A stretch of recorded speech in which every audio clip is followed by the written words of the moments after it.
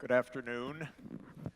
I'm Jeff Sachs, and I will be moderating the afternoon panel that we're going to have with some remarkable speakers in just a few minutes. And I've been asked before that to say a few words. Boy, could I try this? No? Okay, I'll do it this way. I've been asked to say a few words about the challenge that Yonsei is taking up with sustainable development. What is new about this SDG agenda? What is new about how our universities should be organized, how our governments and business should think? And of course, we've had some wonderful sessions with world leaders already during the first part of today, and I'll pick up on some of the themes that our two Secretaries General have given us, and the President of the General Assembly and the other leaders.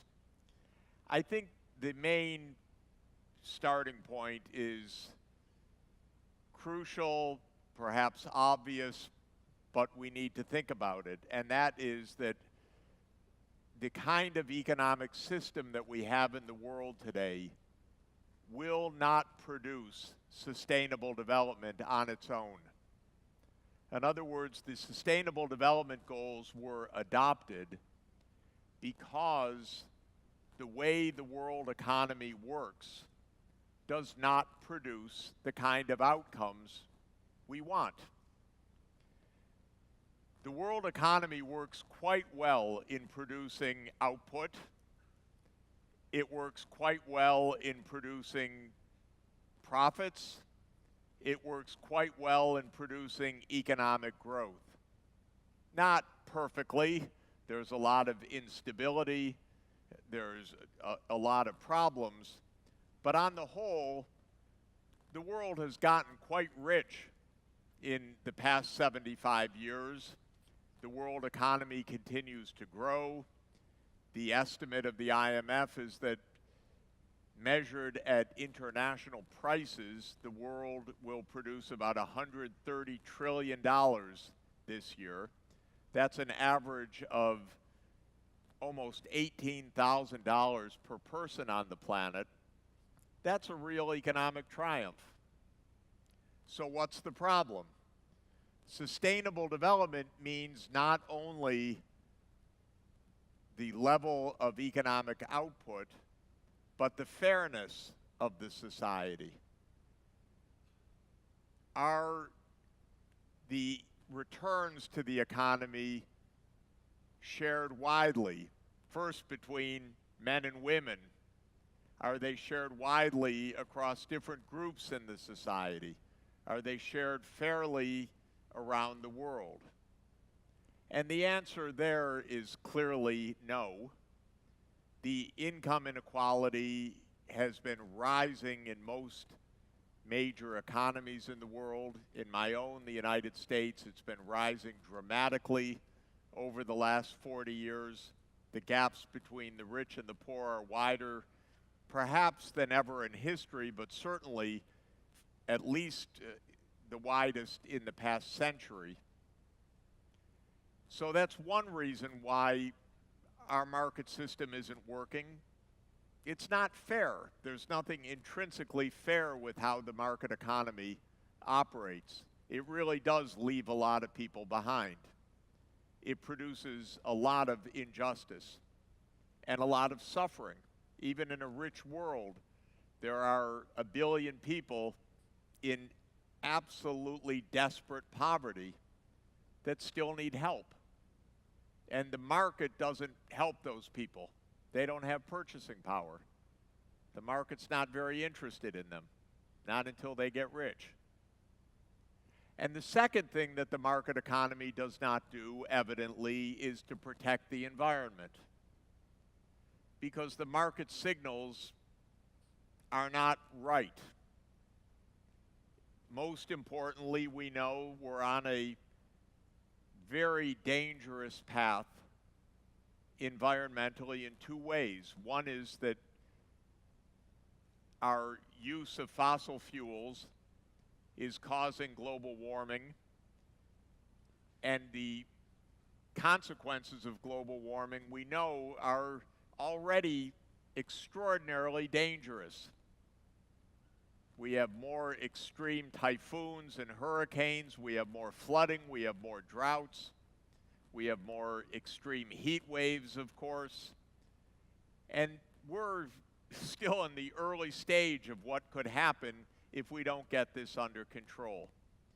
But the market system is not going to get it under control by itself.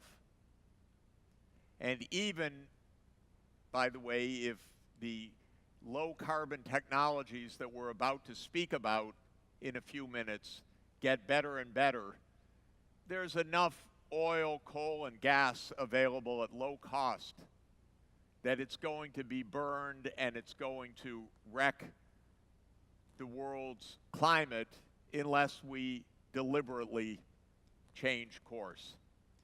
And the other environmental catastrophe is the way we use land, because human beings are very greedy compared to other species. We have said we own the earth, and we've increasingly taken over the use of land for our farms, for our cattle ranches, for our cities, for our amusement, for our pollutants, so that we have created a disaster for other species. And the scientists tell us that we're creating one of the greatest extinction processes in the history of Earth. The others came from natural causes, not from any one species, but now humanity is killing, driving to extinction millions of other species. And we don't think very seriously about it. So the reason we adopted Sustainable Development Goals is that while a market economy of the kind that we have globally is pretty good at mobilizing greed and the profit motive to produce more, it's not very good at being fair or at being environmentally sustainable. So the world agreed in 2015 to try to set an alternative course. And of course, then Secretary General Ban Ki-moon played the leading role in the whole world in two crucial agreements. One, to have Sustainable Development Goals in Agenda 2030, adopted September 25th, 2015, and then a few weeks later to have a climate agreement in Paris under the UN Framework Convention on Climate Change, and that was adopted on December 12, 2015. Not a bad stretch of diplomacy, because in a few weeks we had a unanimous agreement to actually do something different about how our economy functions globally. So what would it take actually to do things differently? The market system, which is a big, complicated set of processes and laws and institutions, broadly speaking, is organized for the convenience of large corporations in the world so that they can make profits. And the theory is that a corporate organized economy will produce increasing economic output, and that's broadly true. But if we let the corporations just run the way they run right now, we're heading for the two kinds of disasters that I just stated, the social and the environmental. So what do we have to do? First, we have to get some control on how the economic system functions. We need governments that are effective in regulating the economy in ways that are more fair and more environmentally sustainable. we also need, in order for that to happen, governments that can think and that can think ahead. Because the nature of the sustainable development challenge is that you have to plan for the future. You have to realize what will happen if you follow a particular course for 10 years, 20 years, or 30 years. Unfortunately, in the United States, we have a president who can't think ahead of the next tweet right now. So we have no thinking in Washington at all. We don't even know what's going to happen in an hour from now. We don't have any institutions that think ahead. So the whole idea that you need thinking for 10 or 20 years, in the United States, forget it for the moment. Impossible. But this is really what's needed. And Korea, fortunately, is a country that, because of the urge to develop, especially after the Korean War, thought ahead, looked ahead, planned ahead, and those are the attributes that are really needed. But not just planning ahead for making money, but planning ahead for an economy that is fair and that is environmentally sustainable.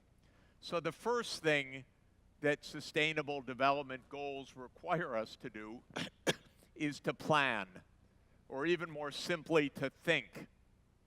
So do not follow the United States in this, please. I'm trying to convince the United States to think again. Someday we will, but right now we're not. The second thing we need to do is think hard about the future of technology. Again, this cannot be left to the market. We're going to discuss in a few minutes how to become climate safe in the energy system. The main answer is to move to zero carbon energy systems. That means wind or solar or hydroelectric or nuclear or other energy sources that don't emit carbon dioxide. That's the essence of the climate problem. And that means, for example, if we're going to be driving, or if the car is going to be driving us, it's going to be an electric vehicle. So we can't say, well, that depends on what the consumer wants. We have to say, by some date in the near future, we need to be driving electric vehicles. Otherwise, we're going to wreck the planet.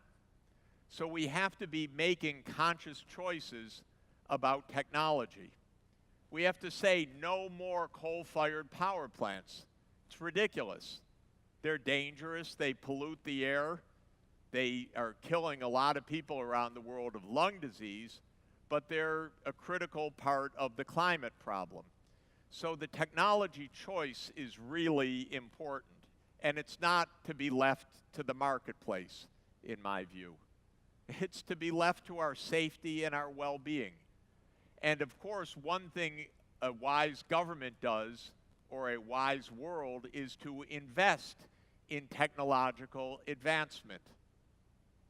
So government should be spending quite a bit on research and development. Again, Korea does very well on this because Korea understood already 40 years ago that the secret of success in the world today is to be at the cutting edge of technology. And Korea has made it. It's a technology powerhouse. But now it's technology that's also sustainable that is vital. Not just technology that sells in the market, but technology that is environmentally safe. A third part of the Sustainable Development Goals that is different, I believe, from the past is the vital need for regional cooperation. It's regions that make sense, not countries, when it comes to environmental sustainability. Because if you want, for example, a zero carbon energy system, it's sunny in one place and cloudy in another, and you better have a grid connecting the renewable energy to the places that need it. Or it's windy in some places and population centers in other places. Or there's hydroelectric potential in North Korea and a need for electricity through the whole Korean peninsula. And so we need energy grids that are transnational, not just national.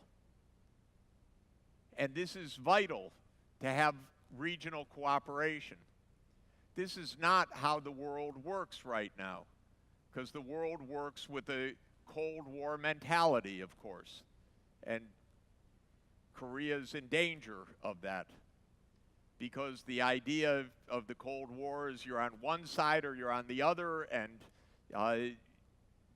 all over the world we have these divisions of neighbors that are both dangerous in terms of war and peace, but are very, very difficult. They're blockades for sustainable development, because neighbors need to be connected in the way that riversheds are operating, watersheds are operating, renewable energy is transmitted. And so I would love to see Northeast Asia peaceful, friendly, and interconnected. China, Korea, Japan, and not seen as one side or the other side of a divide. Of course, unfortunately, the mentality of my own country, the United States, is to try to divide the world. We're even trying to build a wall with Mexico. This is crazy, by the way. No, really crazy. Mexico has a lot of high-quality solar power, a lot of talented people. We're interconnected. And so the whole idea you would build a wall with your neighbor, it's sad, this is a reality of this country right now, but the idea that you'd go out to do it is crazy. And so this is another aspect of sustainable development. And then a final part is the financial system has to be a bit different, because most of sustainable development financing is pretty complicated. Banks can't do it by themselves. Hedge funds, again, have a time span of a nanosecond. They're useless in this. What's useful is long-term development financing that says we need to build a new long-distance transmission system for renewable energy.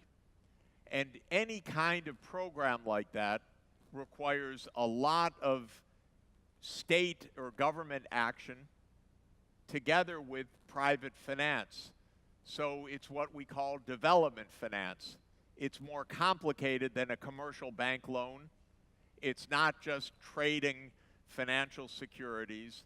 It's actually designing complex projects that are complicated from the point of view of land use, complicated from the point of view of regulation, complicated from the point of view of choice of technology, but also tap into pension funds and insurance funds and other long-term pools of financing. So this is a kind of financing that is more complicated than we're used to, because the problems are more complicated than simply making money. And that makes the challenge a different kind. And then there's one other challenge, which is not so simple, and that's to be nice to other countries. We need a cooperative approach, because we're all stuck in this together, and because for the low-income countries of the world, which is about 800 million people, they can't pay for what they need out of their own resources. They need help. They need development assistance. And without that, they're going to remain poor, and their children are going to continue to die. Right now, about 5.5 million kids die every year of poverty. It's shocking. It's cruelty. It's stupidity on our part, because we're not paying attention to mobilize the added financing that is needed to help the poor countries manage clinics and healthcare systems and community health workers and the medicines that they need. So what stops us from doing the right thing? It's really a good question, because sustainable development is not punishment, it's safety. It's not hardship, it's well-being. So what is it that makes this agenda so hard, after all? I think there are a few points that I would raise. First, of course, are the vested interests. Sustainable development requires a different kind of economy. But if you happen to be an oil company, you don't like the message. If I'm right about what's needed, ExxonMobil should be out of business by 2050. They don't see it that way. They say, we're the biggest, richest, most powerful company in the world, and who are you, Mr. Sachs? And I say, well, I just do the arithmetic about carbon, and you need to go out of business. And so we have a disagreement. The only difference between us is that they pay a fortune to buy our congressmen. They pay for the campaigns of the senators and the congressmen. Our government is very corrupt. We have billions of dollars changing hands. The trick in the United States is, though, we legalized all the corruption. We said it's all okay, companies can pay you. You can't put it in your pocket, not so much, but you can use it for your campaign. And they can give you as much as they want and make it secret as well. So why did the United States, why did Donald Trump say we're going to pull out of the Paris Climate Agreement, for example? Do not think it's because he had an idea in his head. He did it because the Republicans in Congress told him to. And why did they tell him to? Because they were purchased by the oil industry. We have two brothers, David and Charles Koch, who have $100 billion of wealth between them. And they use the wealth to pay for the campaigns of these congressmen. And then the congressmen vote the way that they want. And so we had 22 Republican senators send a letter to President Trump to say, you've got to pull out of the Paris Climate Agreement. He said, yes, okay. So that's how our politics works. The vested interest problem is really a terrible problem. And we have to say to the coal, oil, and gas industry, start finishing up. You got to do something else or you have to go out of business. We have to. And we have to say to the automobile companies, stop producing internal combustion engines. They're not safe for the planet anymore. So that's part of it. The other part of it is, I don't know what it is, but in my country, the politicians are more interested in war than they are in well-being. And I just hope this country takes care. Do not get into a war. And do not let yourselves get taken into a war over some Trumpian idea. Because it's very dangerous. And his ideas are very random and not very well informed. And I go, as some of the people who will be on the panel, you go to lots of meetings, and as soon as the heads of state get together, they generally put aside the sustainable development issues and they want to talk about war, they want to talk about security, they want to talk about new weapon systems. And when Trump travels abroad, his greatest joy is selling weapon systems, as if the United States workers couldn't do something more useful for the world. He went to Saudi Arabia, $100 billion of weapon sales. He said, jobs, jobs, jobs.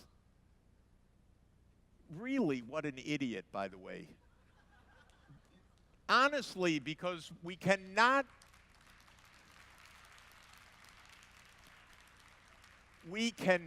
be safe this way. We cannot be safe this way. So we need to get a grip and get the politicians focused on the long term. That brings me to my final remark before our panel, which is the role of universities. Universities are very special institutions. Yonsei University is the oldest university of this country. It's a great university, world-renowned. If you look around the world, universities are generally the oldest institutions in the country, perhaps only exceeded by the churches. But the universities are the institutions that can look ahead. They're the institutions that can mobilize knowledge. They're the institutions that don't have vested interests. They're the institutions that are not out for a profit. They're the institutions looking for truth. And one of the greatest things of a university is that they're the institutions of young people. They're institutions that span all of the generations. So you let a few old, hopefully wise people like me say something, and you have a new generation coming in every year that's ready to fix the world. And that's a wonderful, wonderful, very special kind of institution. So we need, as universities, to take up this challenge. And in Confucian culture, such as Korea's, fortunately, it's one of the great joys of being a professor and coming to Korea. There's respect for professors, for learning, for the wisdom that can come. In my country right now, the right wing is attacking universities. It's shocking. They have no idea how our country became so rich, so powerful, and so on, because they don't understand that it was science and technology and study and long-term development that did it. And this is what universities can do. So my message to Yonsei is, it's a thrill to see this university stepping forward as a great university and saying it's taking on the Sustainable Development Goals. You're very, very lucky to have the author of the Sustainable Development Goals, Secretary General Ban Ki-moon, here with the center at the university. You're the only place in the whole world that can say that. And so that is...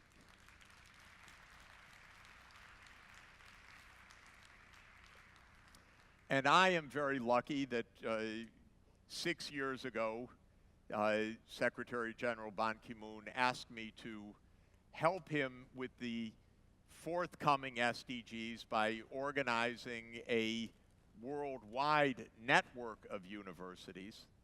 We call it the Sustainable Development Solutions Network. We have a very strong Korea chapter. Dr. Soo-gil Young here founded the SDSN Korea. Please stand up.